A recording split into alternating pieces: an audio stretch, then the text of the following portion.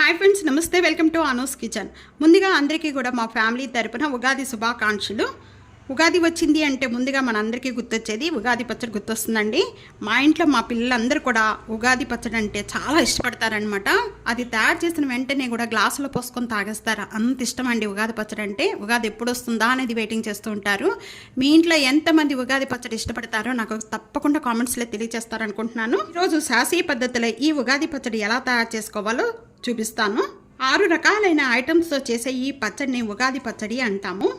పులుపు కోసము చింతపండు, ఉగాది పచ్చడికి అన్నీ కూడా కొత్తవి తీసుకోవాలి. కాలపు నాటిల్లో ప్రతి వంటల్లో కూడా ఈ రాళ్ళు ఉప్పు అనేది ఉపయోగించి వంట చేసుకునేవారండి. వగరి కోసము మామిడి పండు, ఇక్కడ బెల్లం పదులండి, చెరుకు రసం ఉపయోగించేవాళ్ళు.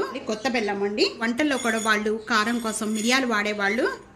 చేదు కోసం వేప పువ్వు. ఈ ఉగాది పచ్చడి ఎలా కలుపుకోవాలి, మా ఇంట్లో ఎలా చేస్తారనేది ఈరోజు చూపించబోతున్నానండి. ఆడలు లేకుండా పువ్వు అంతా కూడా తీసేసి సపరేట్ చేసేసి ఒక బౌల్లోకి యాడ్ చేసేసి కూడా మనం ఎంత అయితే పచ్చడి తీసుకుంటామో దాని బట్టి చింతపండు కొద్దిగా తీసుకొని వాటర్ పోసేసుకొని దీన్ని బాగా ఒక 10 నిమిషాలు నానబెట్టేసేసి జ్యూస్ తీసి పక్కన పెట్టేసుకోండి. ఇక్కడ పైనంతా కూడా చెక్కు తీసేసి చిన్న చిన్న ముక్కలుగా కట్ చేసేసి పెట్టేసుకోవాలి. అది పచ్చడి అనేది పాతకాలపు నాటిల్లోనండి మట్టి కుండల్లో చేసుకునేవారు. మట్టి కుండలు లేకపోయినా కూడా మనం కొత్త స్టీల్ వాటిల్లో కానీ కొత్త వస్తువులతో కానీ చేసుకోవచ్చు. బాగా పెద్దదైపోయింది కానీ కొత్త దాంట్లో కలపాలని ఈరోజు ఈ ప్రసాదం కొత్త దీంట్లో తీసుకుంటున్నాను. అనుకున్న బెల్లం అంతా కూడా ఈ గిన్నెలో యాడ్ చేసేస్తున్నాను.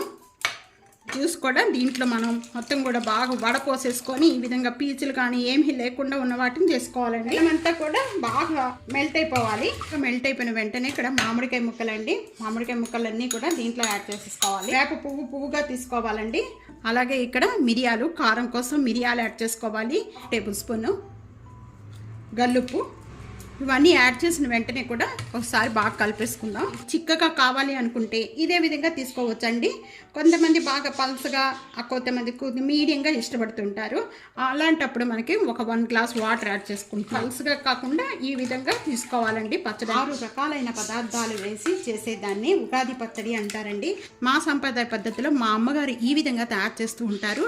అందుకే నేను కూడా ఈ విధంగానే తయారు చేస్తూ ఉంటానండి. మీరు ఏ విధంగా తయారు చేస్తారో నాకు తప్పకుండా కామెంట్స్లో తెలియచేయండి. దేవుడికి ఈ విధంగా ప్రసాదం సమర్పించి అందరూ కూడా ఈ ప్రసాదం అనేది స్వీకరించండి. ఉగాది పచ్చడి అనేది చాలా అంటే చాలా మంచిదండి. దేవుడి ప్రసాదం పెట్టి ఎటువంటి అనారోగ్యం లేకుండా కాపాడాలని కోరుకుందాము. ఈ వీడియో కనుక నచ్చితే కనుక ఫ్యామిలీకి, ఫ్రెండ్స్కి వీడియోని షేర్ చేయండి, వీడియోని లైక్ చేయండి, సబ్స్క్రైబ్ చేసుకోండి. ప్రక్కనే ఉన్న బెల్ ఐకాన్ని ప్రెస్ చేయడం అస్సలు మర్చిపోకండి. సబ్స్క్రైబ్ చేసుకోండి. Thank you for watching.